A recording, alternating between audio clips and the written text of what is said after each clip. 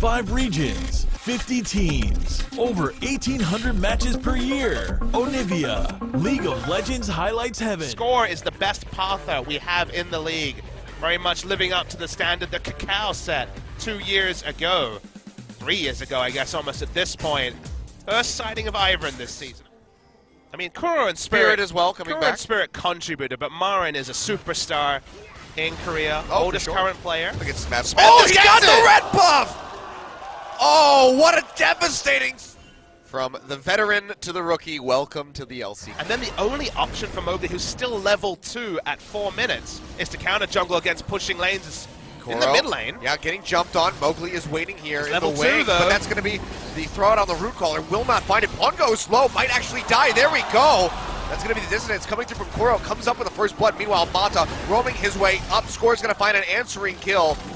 Gets a bit of health back and will be able to... Smeb's in a bad position. Level 3 versus level 6, remember? Yeah, goes into the hammer form, wants to jump in onto Mowgli, but he's out of mana. One more hit would do it. He has to flash away, but the jump comes in and Mowgli comes up with the kill. Yeah, the mana was the big story there. Killers couldn't turn it around and getting back into lane.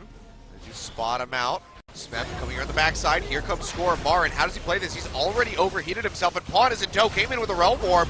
Going to lock him down under the third. Smeb tanking up for now, swapping over to Pawn, and there's just nothing you can do in that situation. Marin knows better than to blow the flash, so he'll just go ahead and die. Oh boy, it's going to be a shockwave. Pawn doesn't take much damage from that, has to flash away as Marin roams down, so look at the summoner spell out of him. But meanwhile, in bot lane, Score. Daisy! Oh, he's got to flash over the wall. Daisy's here to help. Heal comes out from Kraber to try to keep him alive. But Daisy, she can take up that turret for quite some time. Score comes up with the kill. The assist will go over to Deft, and Mata, meanwhile, Pawn still getting paid some attention here. He's here to try to pick him up, and looks like Pawn might just be way too far forward. Doesn't have a flash. He's trying to kite back as best as he can. He'll get that shield coming through from the trigger scene now. Smeb TP's in, looking for Mowgli. Already used the hop, knocks him back down the lane at an angle. Takes him down to half HP. The root caller comes through, and Pawn will pick up a kill. 4-2 KT. Starting off very strong. Yeah, you have the tools to fight. So lifesteal is very, very valuable in this situation. And when they chicken drink hams, Smeb and Marin are fighting. Oh yeah, that's going to be the Sonya's coming through. Smeb jumps over the wall, but Mowgli follows suit, and he'll come up with the kill. This is tacked on for the Rumble. Bullet time's up, equalizes up. It's getting low. There's equalizer. It's going to be the Ash Arrow coming through. Finds Score. He gets jumped on immediately, flashes away. It's that shield coming through, and now Mowgli gets caught. I believe that was by the root caller right there, and he goes down. A kill picked up for Deb. Realm Orb. And now they're going to try to trade this one back. Pawn comes in, but there's no wave underneath the towers. Will not spot that HP bar. They don't have any idea of the HP, and they have to come in now. We're seeing it in action right now, but Marin, he's going straight into the pit with a Rumble. Equalizer not available, doesn't have the charge to get overheated. Pawn goes low, though. Sonya's coming down from Marin. Can he find anything? Has to just flash out the backside of the pit to keep himself alive. Tucson as well on the run. Shield comes through the command protect, but it's not enough. Depth snipes him out with the ace in the hole. Baron calls are so straightforward with Daisy, and specifically the Ivern being able to brush up. As here's Smeb looking 1v4. The Ash Arrow not going to connect. He's going in on in. the Kraber trying to find the kill, but he flashes away too late. And that is going to be a kill coming through. The fadeaway from Kramer, able to find it, but KT, Deft, and Mata, they push back down here. Score waiting in the wings. They come up with the Infernal Drake.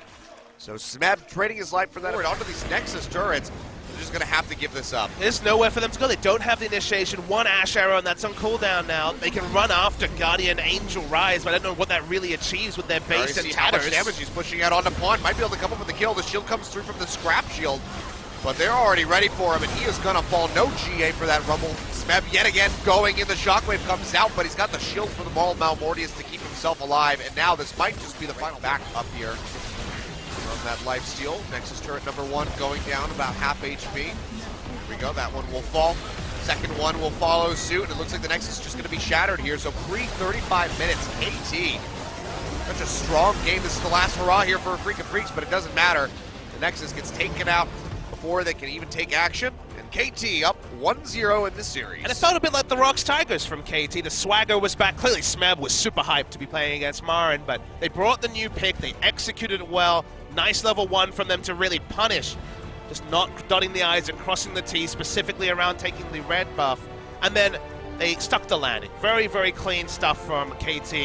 We had questions over whether Longzhu could do that in the previous series. Those questions don't exist for KT Rolster. Still, now 7-0, undefeated on this roster. Still some smiles on the side of Afreeca Freecs, but the draft needs to be different. I think the second half of their draft, specifically drafting the Rumble with what they had, and then the Orianna, no synergy between those two solo lanes, the potential for the game to snowball away from them.